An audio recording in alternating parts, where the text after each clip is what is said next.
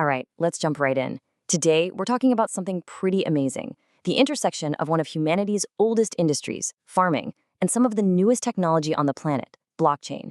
It's a combo that's unlocking possibilities that were, honestly, pure science fiction just a few years ago. I mean, really think about this for a second. How could a regular person, you or me, with maybe just $50 to spare, invest in something like a hectare of corn way over in Argentina? Well, until very recently, the answer was you couldn't. It was impossible. But today, thanks to a new idea called tokenization, that's all starting to change. And this really gets to the heart of it all. What we have here is a clash of two completely different worlds. On one side, you've got the old world of agriculture. It's physical, it's hard to turn into cash, and man, is it slow. On the other side, you've got the new world of blockchain. It's digital, it's super liquid, and it's built to be transparent. The big question is, how on earth do you build a bridge between the two? To really get why the new solution is so powerful, we have to look at the problem first. So let's dive into why the old way of financing agriculture is frankly broken for just about everyone involved. Okay, so here's the crazy situation farmers find themselves in. Imagine you're a farmer and you've got $1 million worth of green sitting in your silo. You're technically a millionaire, right? But you need cash, like right now, to buy fuel for your tractor or fertilizer for the next crop. That green isn't cash, so you're asset rich, but you're cash poor. And that puts you in a really tough spot. So what do? You go to the bank, of course, and this is where the real headache begins. First, you've got the loan application. Then you're hit with a literal mountain of paperwork, documenting every single thing about your farm. After all that, the waiting game starts. We're talking weeks, just sitting around, hoping the bank finally verifies everything. And if you get approved, the loan comes with super high interest rates and fees that just chip away at your hard-earned money. It's just slow, it's expensive, and it's totally inefficient. Okay, so now let's flip the coin and look at it from the investor side. Let's say you want to protect your savings from inflation by investing in a real, tangible thing like soybeans. You want to own the actual stuff, not just some piece of paper from a Wall Street farm. How would you even do that? This quote from our source material just says it all, doesn't it? It's funny because it's true. It's a logistical nightmare. The average person can't just go out and buy a massive amount of a physical commodity and, keep it in their garage? No way. For most of us, this entire market is completely locked down. So we've got a farmer who's rich in assets but can't get cash, and an investor who has cash but can't buy the asset. This is where our solution finally comes into the picture: tokenization. The concept is actually pretty elegant. It's basically creating a digital twin for a real-world asset.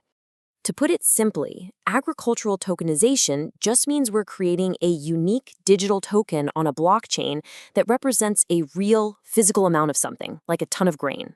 This isn't just some number on a computer screen, it's a digital IOU, a claim on something real and tangible you can actually touch. Okay, so that all sounds pretty cool in theory. But how does a physical harvest, a real pile of grain, actually become a digital token? Let's walk through the actual step-by-step process. The process is actually surprisingly simple and logical. First, the farmer delivers the crop to a certified, trusted warehouse.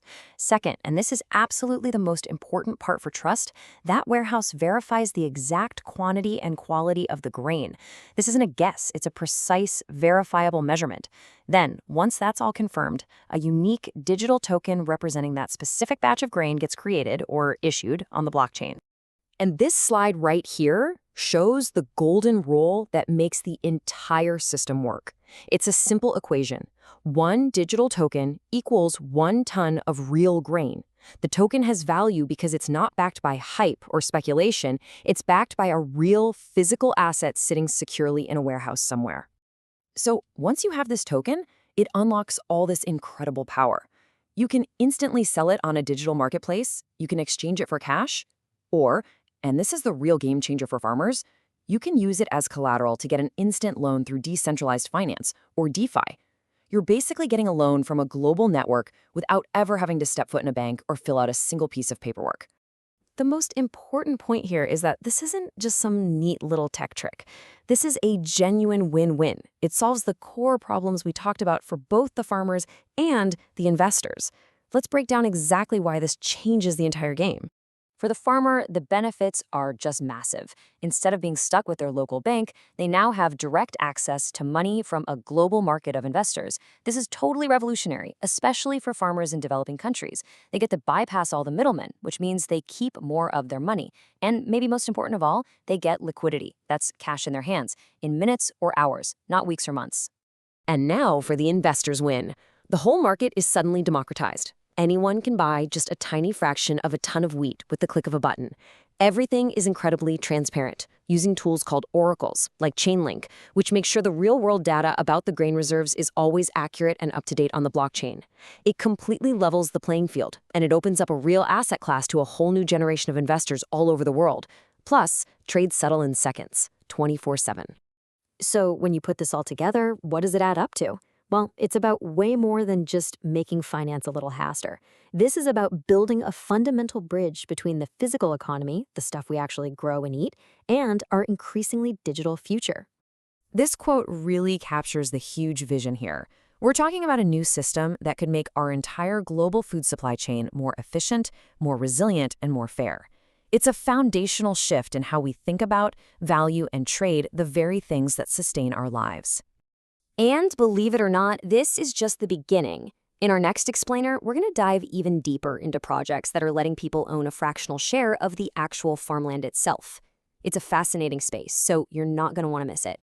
So, I'll leave you with one final thought to chew on. As this technology gets better and more trusted, would you ever be willing to keep your savings in digital corn instead of dollars? It's a pretty wild question, and it's one I think we'll all be thinking a lot more about in the years ahead. Thanks for tuning in.